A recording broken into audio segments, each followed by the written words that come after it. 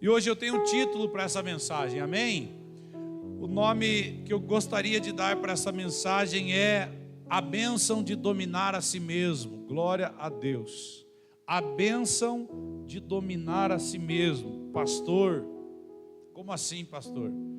Eu sempre acreditei que eu precisava ser controlado por Deus. Como assim dominar a mim mesmo? Você já vai entender aonde nós vamos chegar. Muitas vezes nós queremos dominar coisas e pessoas, mas a maior bênção da vida não é a capacidade que você tem de administrar coisas, mas a capacidade que você tem de administrar a si mesmo, a capacidade que você tem de governar o seu próprio coração, os seus pensamentos, as suas emoções. Existem as pessoas... Dentro de um estudo teológico, você vai ver que nós somos um ser trino. O que é um ser trino? O homem é formado de espírito, alma e corpo. Espírito, alma e corpo. Então, o homem, deixa eu pegar alguns para ilustrar essa questão. Amém?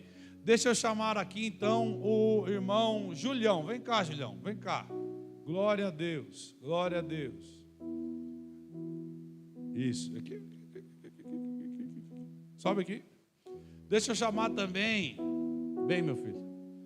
Você mesmo, vem, isso. Não. Como é que é o nome mesmo? Esqueci o nome. Cleito.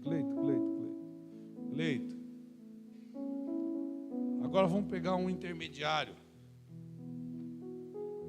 Que não é tão... Não, vamos pegar um pequenininho. Vem cá, Daniel. Vem cá. Isso. Um mais menorzinho.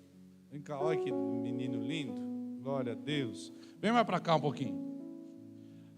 Então o que eu quero dizer com isso? Pastor, que loucura que vocês estão fazendo aí, pastor. O homem foi criado para ser assim: espírito, alma e corpo. Ou seja, a parte dominante, o espírito, o maior. Sabe? O maior, espírito, alma e corpo. Mas aí o homem, ele cai no pecado lá no Éden. Vocês lembram dessa história? Aí o homem passa a ser assim. Vem para cá, Dani. Vem para esse lado. O homem passa a ser espírito, alma e corpo. Agora, a parte dominante são as concupiscências da carne, os desejos pelo pecado, o desejo por aquilo que desagrada a Deus.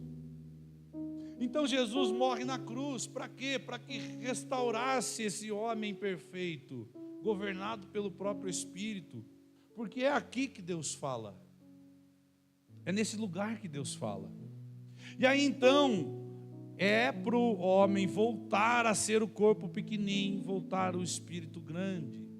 Só que aí entrou uma nova geração, que é essa geração almática, a geração dos treinamentos, dos coaches por aí. Nada de errado com isso, desde que se faça no lugar certo, amém? Na igreja é lugar de se pregar a palavra de Deus e não outra coisa. Aí o homem então passa a ser isso aqui, ó. A alma passa a ser a parte maior, ele é governado agora pelas suas próprias emoções, pelos seus próprios sentimentos. Agora ele não age mais de acordo com a palavra de Deus, ele age de acordo com o momento. Então se está tudo bem, ele está bom. Se está tudo ruim, ele não está. Ele virou uma pessoa extremamente almática, governada agora pelas suas emoções. Mas quando o Senhor restaura esse homem, então ele volta a ser espírito, alma e corpo. Ou seja, ele não é mais governado pelas suas emoções, mas ele governa as suas emoções. O salmista Davi nos ensina sobre isso, quando ele diz: por que te abates, ó minha alma? O salmista, ele pegava essa parte espiritual dele e ele conversava com a sua própria alma, dizendo: ei, espera em Deus, calma aí, não fica, sabe, oscilando. Não fica, uma hora está bem, outra hora não está. Agora criou-se um novo tipo de crente, o crente bipolar. uma hora ele dá paz do Senhor, a outra ele nem cumprimenta. Uma hora está bem, outra hora não está. Só porque você falou, sai fora. Vou falar essa para você. Uma hora, pastor Carlos, agora eu vou te ajudar. Uma hora depois, eu vou embora, vou largar tudo isso aqui. É o crente bipolar. Por quê? Porque está deixando as suas emoções. E aí o Senhor começa a nos ensinar sobre o homem que tem a capacidade de governar a si mesmo. Por quê? Porque a alma sempre vai falar alguma coisa, mas cabe a você governá-la ou não. Hoje eles falam em um nome muito interessante que é inteligência emocional. Sabe o que é inteligência emocional? A capacidade do homem de fazer a gestão das suas emoções. E aí dentro da inteligência emocional tem as famosas soft skills. Soft skills, que são as direções que ele dá para as suas emoções, ou como ele externa as suas emoções, como ele coloca em prática isso. Só que esses termos, obrigado, palmas para os atores aqui, glória a Deus, obrigado, glória a Deus, viu? 100%, viu, Julião? Glória a Deus. Então, só que esses termos são relativamente novos. Esses termos, coração coreano, esses termos têm sido usados agora. Só que a Bíblia chama isso há muito tempo de domínio próprio. Domínio próprio é fruto do Espírito, a capacidade de fazer a gestão das suas próprias emoções. E nós vamos perdendo isso com o tempo. Eu sei, irmãos, porque ora a gente está bem, ora não está, pastor, mas você acha que não vai acontecer coisa ruim? Não, inclusive eu acho que vai. Mas a condição de fora não pode mudar aquilo que está dentro de você. A condição de fora não pode mudar aquilo que está dentro de você. Algumas semanas atrás, um irmão me ligou e falou: pastor, eu não vou no culto hoje. Eu falei: por quê? Porque eu preciso soldar a porta do trailer que estragou. E amanhã eu tenho que trabalhar e eu preciso soldar essa porta, pastor. Eu falei: entenda de forma espiritual o que eu vou te dizer agora. Porque de verdade, se você estiver no culto ou não, eu falei para ele, eu tenho certeza que o culto será a mesma coisa para os irmãos que estiverem lá. Não tenho dúvida disso. Porque o Senhor vai se manifestar como sempre se manifesta. Mas se você deixar de ir, talvez todo domingo tenha a porta de um trailer para você consertar. Porque o inimigo entendeu que a condição de fora altera aquilo que existe dentro de você. Tinha um louvor antigo que dizia assim: não olhe as circunstâncias, não olhe o seu amor, seu grande amor, não me guio por vista, alegre estou. Vai lá para os hinos da harpa, irmão, vocês vão ver o quanto eles falavam que apesar de qualquer coisa, eles estavam firmes com Jesus. Pastor, se eu estou bem, glória a Deus. Se eu não estou, glória a Deus também. Eu já vim para culto como esse sorrindo, mas já vim para culto como esse chorando, irmão. Eu já vim para o culto como esse cheio de dinheiro no bolso, mas já vim para culto como esse sem nada de dinheiro e sem saber como ia fazer. Então eu quero falar um pouquinho nessa noite sobre a bênção de dominar a si mesmo. Não há limites quando se trata de conquista para o homem e a mulher que consegue controlar a sua própria vida. Não há limites. Não há limites quando se trata de conquistas para homens e mulheres que conseguem ter o controle de sua própria vida. Sabe por que muitas vezes nós estamos numa condição terrível? Porque no momento que era para nós nos calarmos, nós falamos demais. No momento que era para você ouvir um patrão, você quis discutir com ele. No momento que era para você ouvir a mãe e o pai, você não quis ouvir. No momento que alguém te disse não, você brigou e não soube ouvir um não.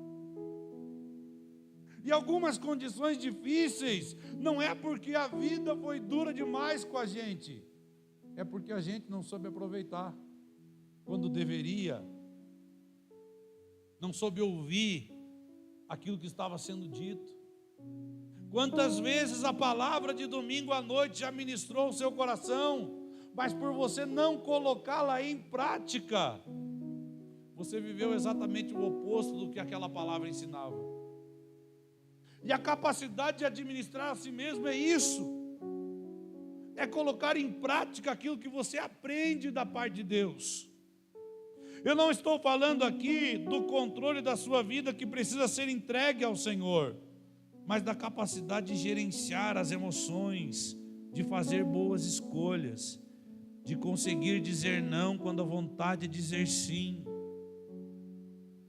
de dizer sim quando a vontade é dizer não.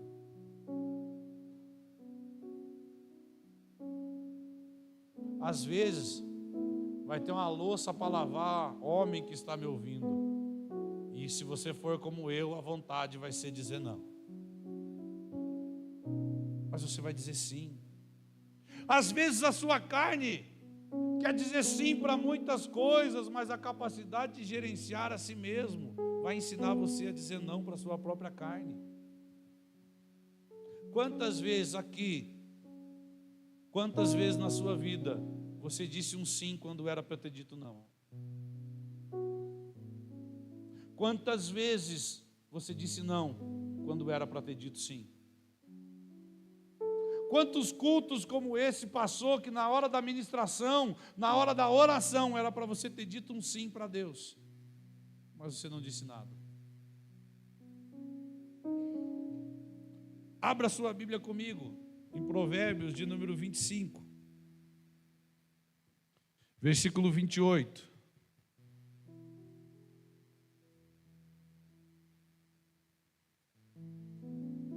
A palavra dessa noite, irmãos, é uma palavra bem congregacional, bem pastoral.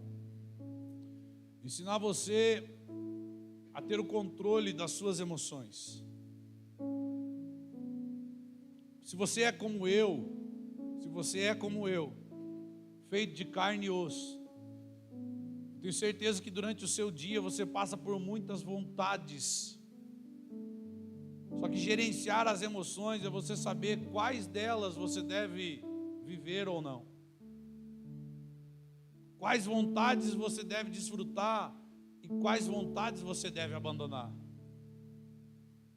E a gente às vezes coloca isso em cima de um tema espiritual chamado libertação. Só que nem tudo é libertação, irmão. Nem tudo é libertação. Eu sou alguém que acredita na libertação de verdade. Mas eu entendo que existem coisas que não é libertação, é domínio próprio, é dizer não, é ter o controle das suas emoções, é saber fazer a gestão disso. Provérbios 25, 28, a Bíblia diz assim: glória a Deus, como a cidade derrubada sem muro, assim é o homem que não pode conter o seu espírito. Ou, na minha versão, aquele que não tem domínio sobre o seu próprio espírito é como uma cidade demolida sem muros. Vamos falar aqui nessa noite sobre algumas consequências da falta de domínio próprio na vida do homem e da mulher de Deus. Você sabe que, diferentemente de hoje, a segurança das cidades antigas estavam nas suas muralhas. A capacidade de defendê-las estava nas suas muralhas.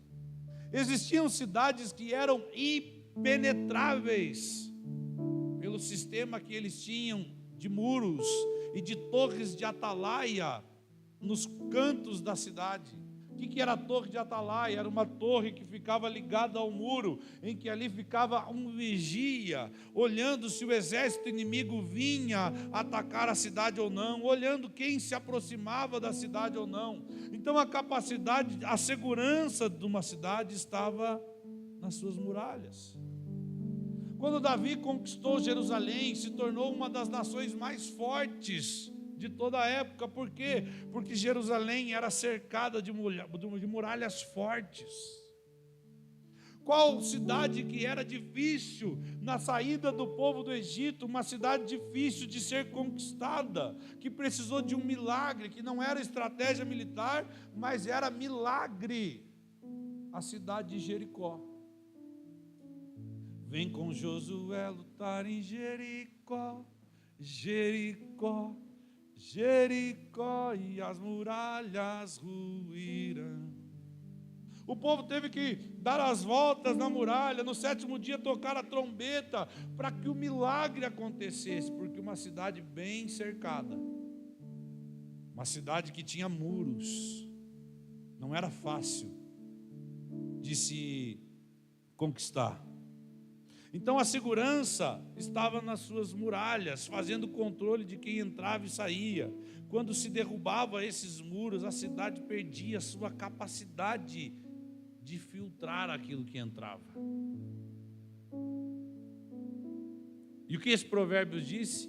Como uma cidade derrubada que não tem muros, é o homem que não consegue dominar o seu próprio espírito. Por quê? Porque primeiro, quem não consegue dominar o seu próprio espírito, perdeu a capacidade de filtrar aquilo que entra para dentro de si mesmo.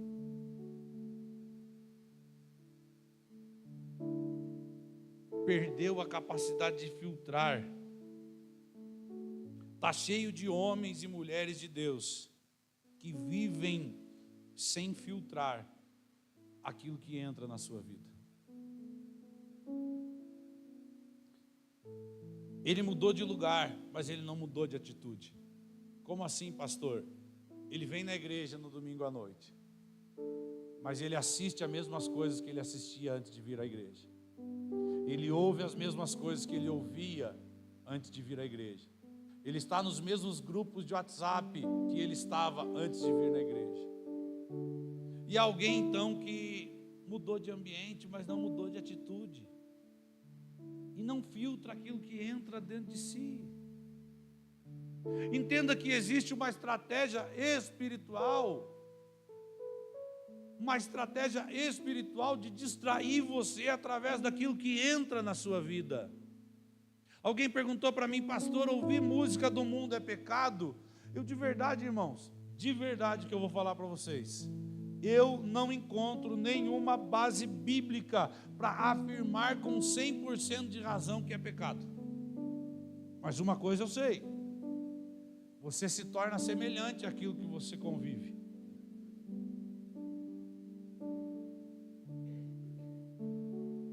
Posso perguntar uma coisa? Você já viu alguém fazer um assalto escutando: entra na minha casa, entra na minha vida, ou Yeshu, e aí que vocês vão fazer um assalto, cara, vai ser louco.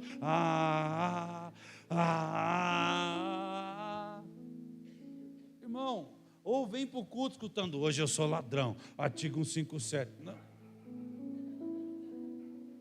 São coisas que não combinam uma com a outra. Na realidade, você vai escutando essa música indo fazer o assalto e vai escutando o Yeshua indo para o culto.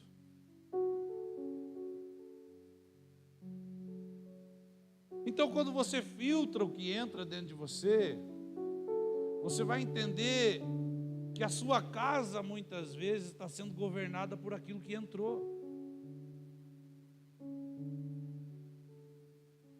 Então Daniel um dia foi para a Babilônia e quem governava era o rei Nabucodonosor.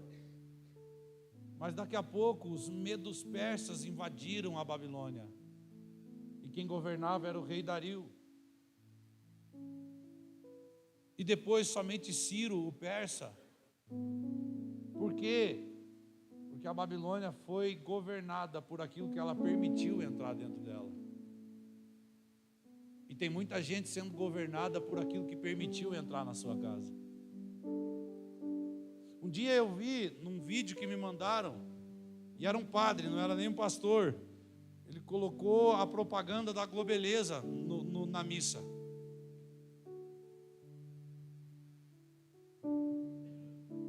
Eu sei que está passando na sua cabeça. Né? E a Globeleza dançando ali. Meu Deus, a igreja escandalizou. Sabe o que o padre disse logo depois? Por que na igreja é errado e na tua casa você permite ver todo dia?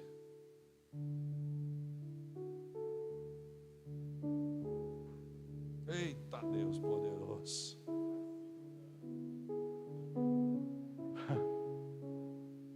Eu, se tivesse nessa missa, irmãos, eu ia dizer, vai bater em cavalo, que homem assim não aguenta não. Ficou a marca da Tramontina em quem estava na missa. Bainha, né?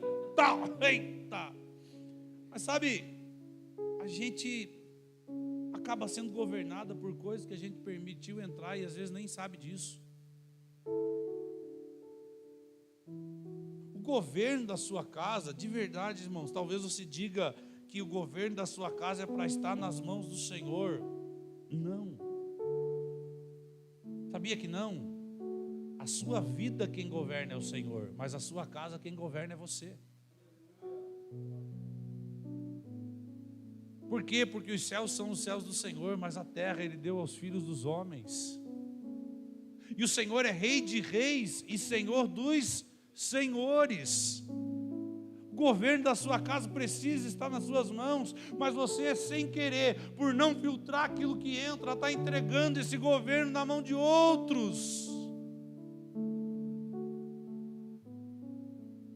Parece ser forte o que eu estou falando, irmãos. Parece ser, alguns até, ai pastor, o governo da minha casa é do Senhor. Não, é seu.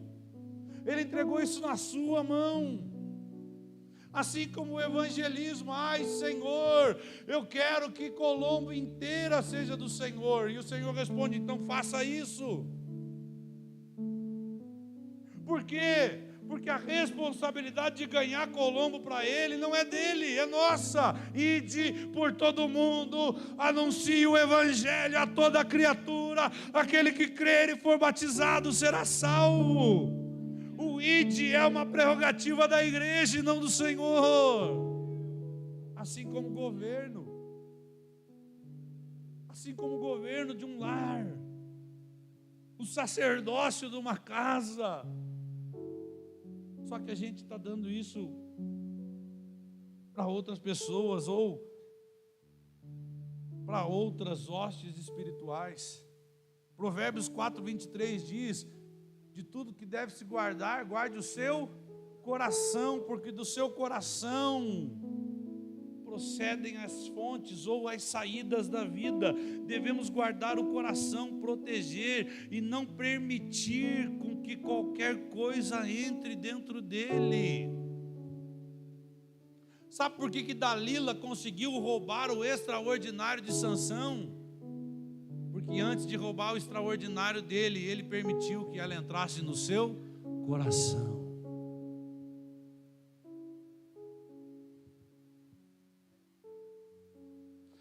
Posso ensinar uma coisa para você? Diga, pode, pastor. Você sabia que, espiritualmente falando, você não é roubado por aquilo que está fora, mas você é roubado por aquilo que você permitiu entrar dentro de você?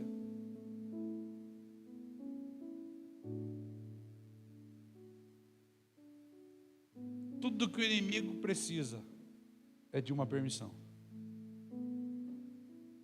uma brecha, um espacinho.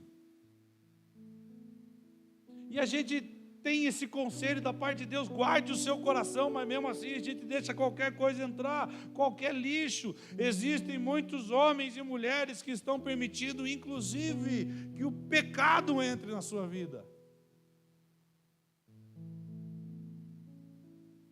Eu vou dizer algo que parece ser um escândalo para você, irmãos. Mas hoje existem muitos homens e mulheres que estão no altar, que estão não somente em pecado, mas que estão em iniquidade diante de Deus. Por quê? Porque no dia do culto, às vezes até, ou uma hora antes de subir para ministrar ou para louvar, estão rolando e dando play em vídeo de pornografia e depois estão pregando no altar na casa do Senhor. Antigamente o profano ficava do lado de fora. Hoje, sem perceber, trouxeram o profano para dentro. E aí o que nós estamos fazendo? Nós temos que pregar um discurso que seja um discurso que vá de encontro aos anseios da massa e agrade todo mundo. Só que deixa eu dizer algo para você: o pecado continua sendo pecado, o erro continua sendo erro, fornicação continua sendo fornicação. O apóstolo Paulo fala sobre os pecados contra o corpo que não serão perdoados. Sabe quais são os pecados contra o corpo? No grego, porneia. A origem da palavra pornografia. E nós, como igreja, muitas vezes estamos vivendo como se não fosse nada. Só que o Senhor está voltando a buscar a sua igreja.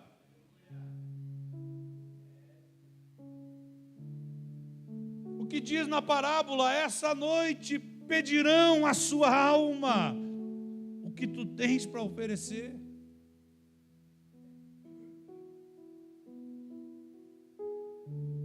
É incrível como o pecado se tornou algo comum na igreja, na nossa geração. Você vai falar com algumas pessoas e fala assim: meu Deus, irmão, case, não erre, tenha uma aliança, faça um voto diante do altar. Sabe o que você parece? Você parece ser antiquado, você parece ser esquisito. Meu Deus, esse pastor falando em casamento, bem nessa geração. Esse pastor falando em não escutar música. Eu não vou mais nessa igreja, porque o pastor falou que isso era pecado. E o pastor falou para obedecer a Bíblia. Eu não vou obedecer a Bíblia. Meu Deus, parece que você está hoje remando contra uma correnteza pesada. E muitas vezes rema sozinho. Por quê? Porque algumas coisas se tornaram comum. Nas bem-aventuranças do Sermão da Montanha, inicia com: bem-aventurados os pobres de espírito. Sabe o que é isso? Aqueles que reconhecem a sua falência quando sem Deus, sua natureza pecaminosa. Aí em seguida ele diz assim: bem-aventurados os pobres de espírito. Depois ele diz: bem-aventurados os que choram. Porque não é somente reconhecer a sua falência quando distante de Deus, mas é também ter um coração que chora pelos seus próprios pecados. Sabe o que nós chegamos como igreja? Nós chegamos em um momento da nossa geração, um momento da igreja da mente cauterizada. Eu lembro que quando eu me converti, irmãos, nós cometíamos pecado. Cometíamos. Mas a gente vinha para esse lugar aqui a chorar pelos nossos pecados. Nós dobrávamos o nosso joelho diante do altar do Senhor: Senhor, nos perdoa. E chorávamos.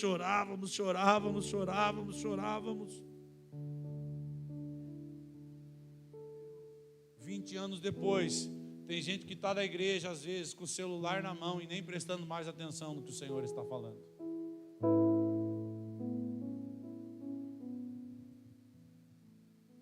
Filtrar o que entra, sabe o que é? É vigiar. Há muitos, então há os que permitem que o pecado entre, há os que permitem que tudo que entra seja uma ofensa para ele. Tudo que entra seja uma ofensa. Tudo que fala ofende. Já conheceu esse tipo de gente? Não, que tudo que você fala ofende. Eu falo: irmão, deixa eu te ajudar a dobrar a tua gola. Eu sei dobrar minha gola. Eu já fico ofendido. E eu aprendi que existem 3 tipos de pessoas: aquelas que recebem uma ofensa e conseguem perdoar, aqueles que recebem uma ofensa e não conseguem perdoar. Mas tem um terceiro grupo de pessoas que é aqueles que nem se ofendem. Existe, pastor? Existe. Estevão está sendo apedrejado, ele olha para o céu e diz o seguinte: Pai, perdoa, porque eles não sabem o que fazem. Jesus está sendo crucificado, ele olha para o céu e diz: Pai, perdoa-os, porque eles não sabem o que fazem. Existe um grupo de pessoas que aprendeu a nem se ofender com os outros. E é esse tipo de pessoas que essa geração está precisando. Porque na vida, entenda algo, existem momentos que você vai ser corrigido. Existe momento que você precisa, não é que vai ter que ser, é que você precisa ser disciplinado. Sério, pastor, sério. Existem momentos que a disciplina se faz necessária. A Bíblia diz que o Senhor disciplina os filhos, os quais Ele ama. O Senhor disciplina. Só que quem tem o coração ofendido por tudo, sabe o que faz nessa hora? Vai embora. Sai da igreja. Sai do trabalho. E de repente você não está no lugar que deveria estar hoje, não só falando de igreja, mas falando de ministério, falando de trabalho, de vida profissional. Talvez você não chegou no patamar que já poderia ter chegado, porque não soube lidar bem com algumas disciplinas. Eu aprendi isso no trabalho, irmãos. Toda terça-feira nós temos uma reunião gerencial de apresentação de resultado. É 2 horas que a lenha pega, irmãos. É 2 horas que é cada um defendendo o seu lado. Eu defendendo a parte comercial, o outro defendendo a parte administrativa, o outro defendendo a parte operacional, e a gente, pega um no outro e pau, e você está errado, você deveria produzir isso, e não fez, e isso. Sabe o que acontece? 12:30 nós estamos sentados numa mesa, comendo junto, olhando para a cara um do outro e dando risada. Sabe por quê? Porque todos entenderam que na mesa da reunião, todos estão militando pelo bem da empresa, mas não deixamos de ser amigos por causa disso.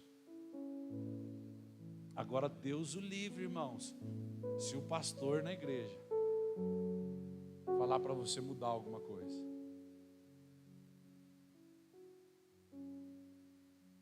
Parece um assunto pesado, né?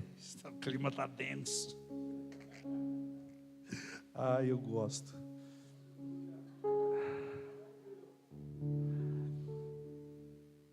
Quando alguém se ofende demais, demonstra que o seu coração ainda não está no reino. Por quê? Porque no reino, a lógica do reino é diferente da nossa. Porque na lógica humana, tudo é meu. Mas na lógica do reino, nada é meu, tudo é dele. E quando você trabalha por aquilo que é dele, você não se ofende facilmente. Quem se ofende somente são aqueles que trabalham por aquilo que é seu. É o seu dinheiro, é a sua igreja, é o seu carro. Quer ver num casamento, quando um homem compra um carro, a esposa começa a dirigir, daqui a pouco ela dá uma arranhada no carro.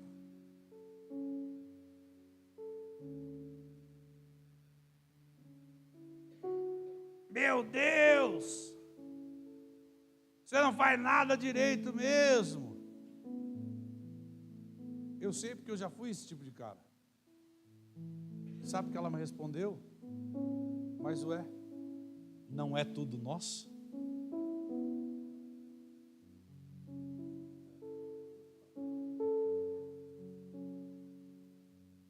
Quando é tudo nosso, a gente não se ofende por qualquer coisa.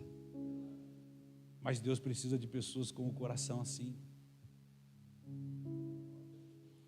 Faz parte do processo de crescimento você algumas vezes ser corrigido. Só alguém que não tem a capacidade de filtrar o que entra se magoa, leva para o pessoal, entende como afronta.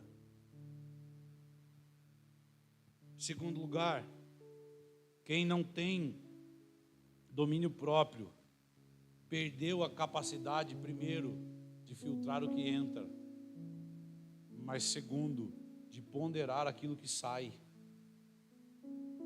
Como assim, pastor, ponderar aquilo que sai? Ponderar é examinar com atenção, avaliar antes de falar, pensar no que vai fazer.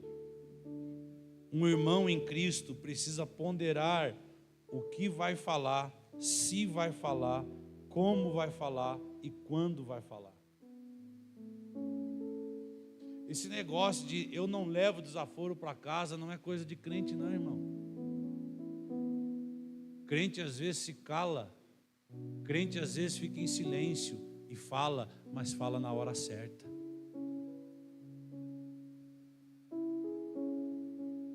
Maria achou-se ter concebida do Espírito Santo. Você já ouviu essa história ou não? Está lá em Mateus, capítulo 1, 2 e 3. Agora pensa uma coisa, Maria estava desposada com José. O que significa isso? Que não tinha rolado ainda intimidade de casal. Quem namora aqui? Alguém namora aqui? Ó, o casal. Como é que é teu nome, meu irmão? Eduardo. Agora pensa, Eduardo. Você está se guardando para o casamento. E aí daqui a pouco, como é que é o nome da irmã mesmo? Isabelle. A Isabelle chega e fala assim: Eduardo, tem uma coisa para te contar. Estou grávida do Espírito Santo.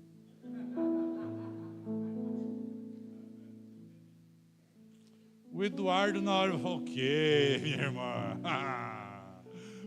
Eu sei. O Espírito Santo é um vizinho lá da tua casa, né?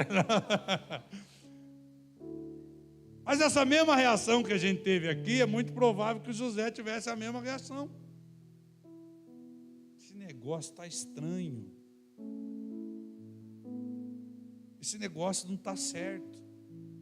Mas olha o que a Bíblia diz. Mas José, como era homem justo, intentou deixá-la secretamente.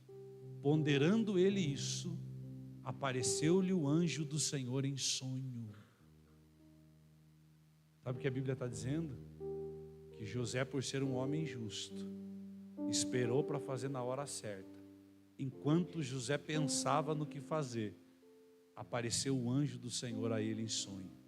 Porque quando você para pensar o que vai sair da sua vida, você dá espaço para a revelação de Deus chegar até você. Aleluia, aleluia. Sabe por que a revelação de Deus não está chegando? Porque você não está dando tempo para ela.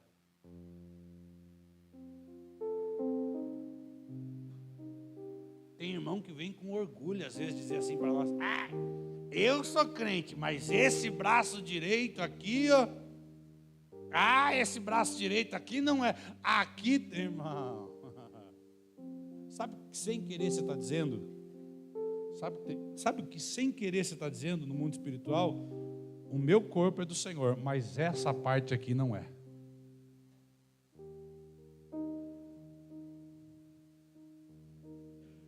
Você está dando legalidade nessa hora para o inimigo fazer o que ele quiser fazer com o seu braço direito.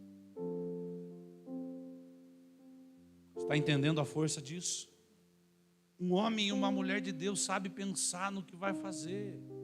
É tão bom conversar com um homem e uma mulher de Deus.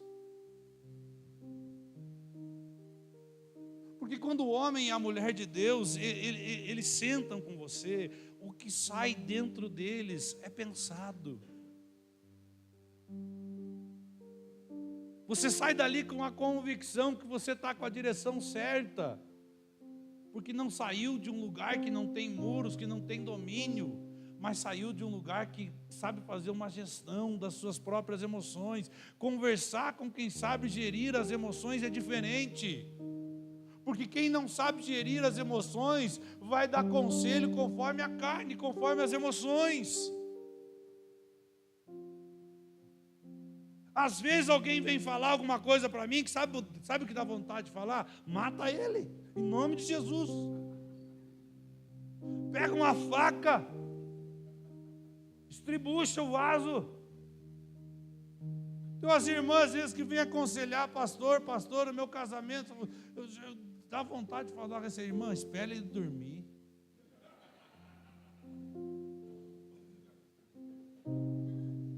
Ferve uma água.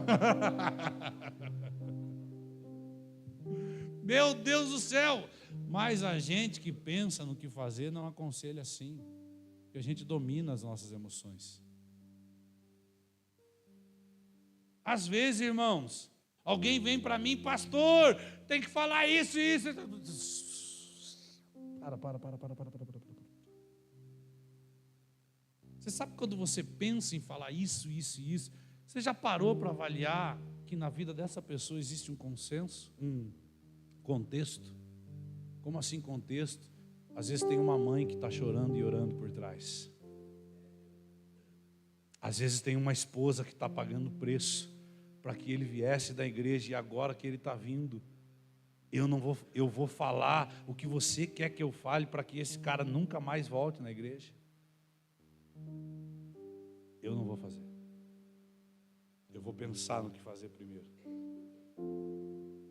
Só que quando você é alguém que pensa no que fazer, a multidão às vezes quer pressionar você. Porque você tem que agir agora. Irmãos, eu não tenho que agir agora.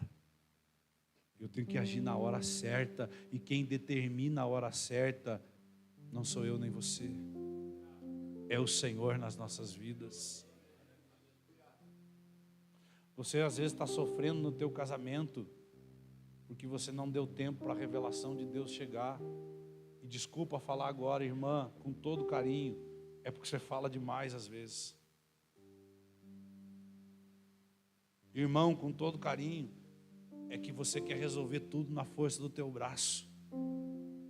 Eu faço e eu aconteço. Deixa eu dizer algo para você: sem o Senhor você não faz nada. Nada. Então você precisa ser alguém que filtra o que vai sair, pondera o que vai sair de dentro de você. Sabe, eu era alguém, irmãos, e eu preciso contar isso aqui, eu já estou quase encerrando.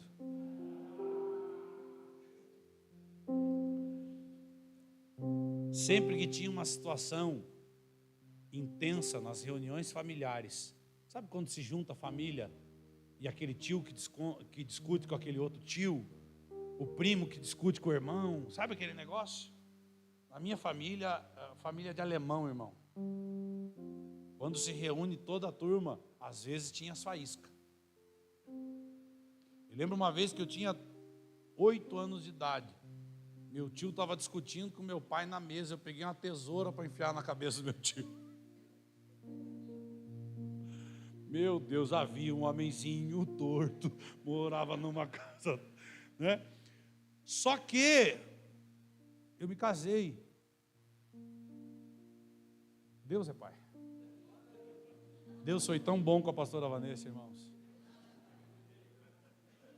E cada vez que tinha uma reunião familiar e tinha uma briguinha, sabe o que era o comentário? Ainda bem que o Emerson não estava aqui.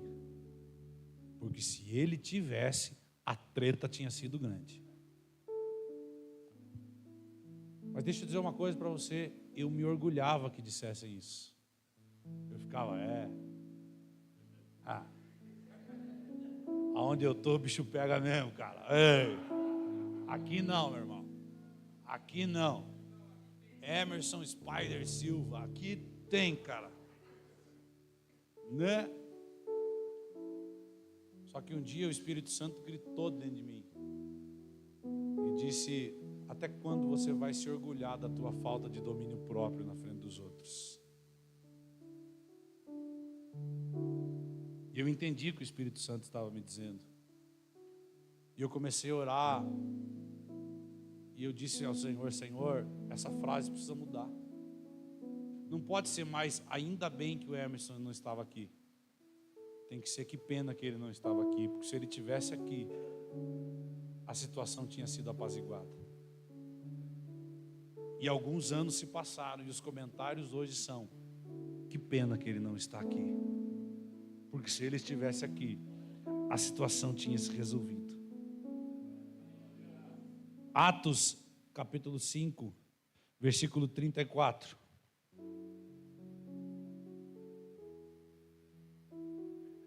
Um deles, porém, um fariseu chamado Gamaliel, especialista na lei, respeitado por quem? Por todo o povo, levantou-se e ordenou que eles fossem retirados da sala do conselho por um momento. Em seguida disse aos demais israelitas: cuidado com o que planejam fazer a esses homens. Algum tempo atrás surgiu um certo Teudas que afirmava ser alguém importante. Umas 400 pessoas se juntaram a ele, mas foi morto e seus seguidores se dispersaram. E o movimento deu em nada. Depois dele, na época do censo, apareceu Judas da Galileia, que fez muitos seguidores. Ele também foi morto e o seu grupo se dispersou. Portanto, meu conselho é que deixem este homem em paz e o soltem. Se o que planejam e fazem é meramente humano, logo serão frustrados. Mas se é de Deus, vocês não serão capazes de impedi-lo. Segura aqui. Isso aqui é conhecido na Bíblia como o Conselho de Gamaliel. O que é o Conselho de Gamaliel? Jesus então tinha sido crucificado, já tinha ascendido aos céus. E aqui eles estavam agora prendendo os discípulos e planejando o que fazer com eles. E Gamaliel então se levanta. E olha que interessante, porque a Bíblia diz que ele era respeitado. Em outras traduções você vai encontrar, ele era venerado no meio do povo. Mas um homem venerado no meio do povo é um homem que, quando fala, o que ele fala faz sentido para todo mundo que está ouvindo. E ele diz o seguinte: lembra de Teudas? Apareceu a ele 400 discípulos e ele morreu e se dispersou. Aí veio Judas da Galileia, a mesma coisa, juntou muitos seguidores, morreram e os seguidores se dispersaram. Mas se essa obra é de Deus, vocês não vão conseguir impedi-la. Mas se é de homens, ela logo vai se desfazer. E estamos nós, há 2025 anos depois, ainda falando do mesmo assunto. Glória a Deus. Mas sabe o que a Bíblia diz? E pareceu bem àqueles homens o conselho de Gamaliel. Porque alguém, um homem de Deus, um homem respeitado, um homem que sabe ter o domínio de si mesmo, quando ele levanta para falar, ele resolve a questão. Você é alguém que aumenta o problema ou resolve a questão? Tiago 3, 5, abre para mim. Tiago 3, 5. Assim também a língua é algo pequeno que profere discurso grandioso. Veja como uma simples fagulha é capaz de incendiar uma grande floresta. Verso 6. E entre todas as partes do corpo, a língua é uma chama de fogo, e o mundo de maldade que corrompe todo o corpo, e ateia fogo a uma vida inteira, pois o próprio inferno a acende. Meu Deus do céu. Língua. Um homem que não tem domínio próprio, sabe que ele perdeu também? Então a capacidade de filtrar o que entra, a capacidade de filtrar, de ponderar o que sai, mas ele também perdeu a capacidade de reter aquilo que conquista, de segurar nas suas mãos aquilo que conquistou. E aí ele conquista e ele testemunha, mas ele perde. Ele recebe uma bênção e ele se alegra, mas daqui a pouco ele perde a bênção de novo. Ele abre uma porta de emprego, ele testemunha, mas daqui a pouco ele perde o emprego. Ele está numa fase boa do seu relacionamento e ele está feliz por isso, mas daqui a pouco perde a fase boa de novo.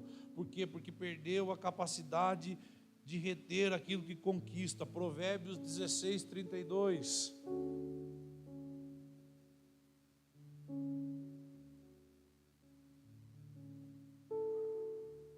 É melhor ser paciente do que poderoso, E é melhor ter autocontrole do que conquistar uma cidade. Por que que é melhor ter autocontrole do que conquistar uma cidade? Porque aquele que não tem autocontrole, tudo aquilo que ele conquista, ele perde.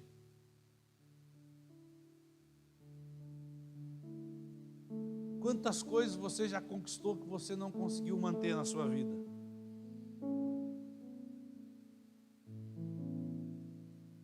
Quando você não tem domínio próprio, tudo que você conquista tem um prazo curto de validade. Existem muitos sem a capacidade de manter aquilo que conquistaram.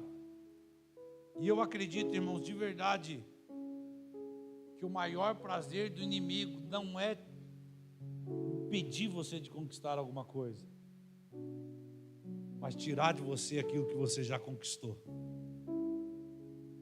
A Bíblia diz o seguinte: fere o pastor e as ovelhas ficarão dispersas.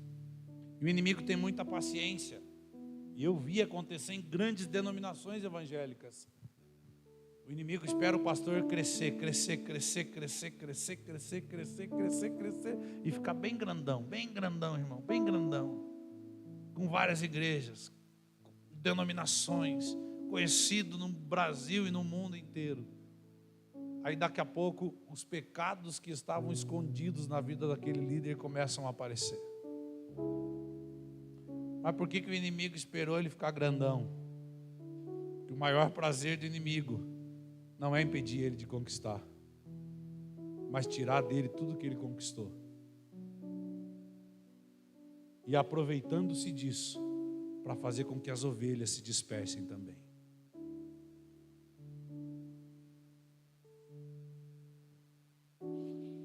Sabe, existem hoje tantas distrações a fim de que você não desenvolva as ferramentas necessárias para se manter nos lugares que já alcançou.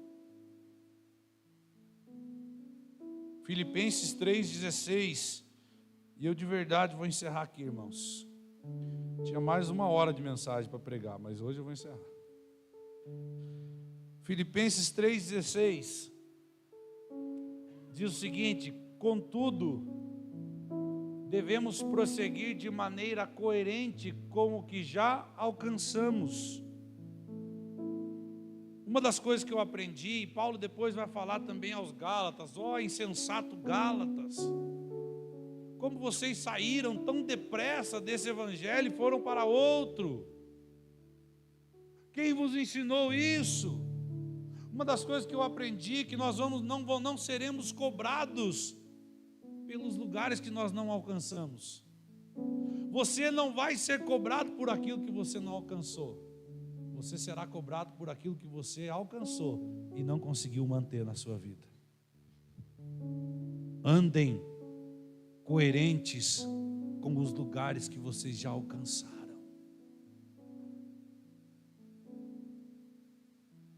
Ande coerentemente com os lugares que vocês já alcançaram. E pela falta de domínio próprio, quero chamar o louvor aqui para cima.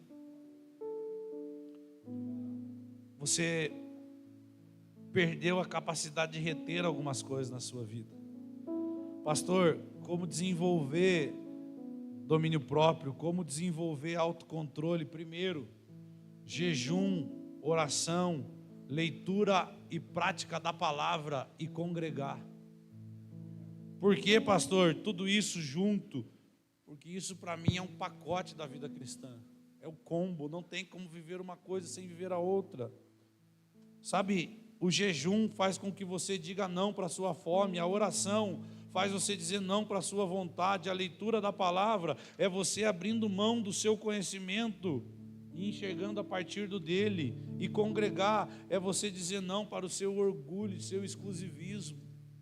Por isso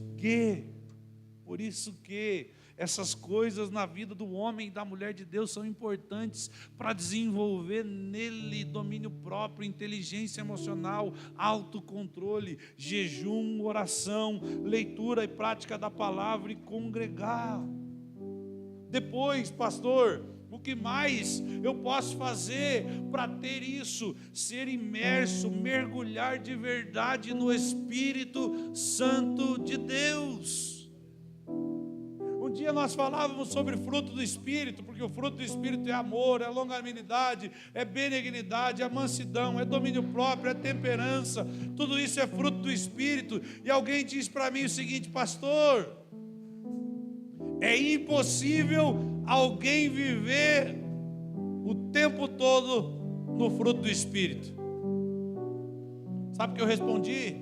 É por isso que é fruto do Espírito e não seu. É quando você deixa Ele fluir através da sua vida. Aleluia, aleluia. É quando você deixa o Espírito Santo aparecer e não você. É como nós vamos cantar: que Ele cresça e que eu diminua. Aleluia. Que Ele cresça e que eu diminua. É disso que se trata, meu irmão, minha irmã. Não é, sabe, você não desenvolve isso apenas treinando. Você desenvolve isso mergulhando nessa imensidão azul chamada Espírito Santo de Deus.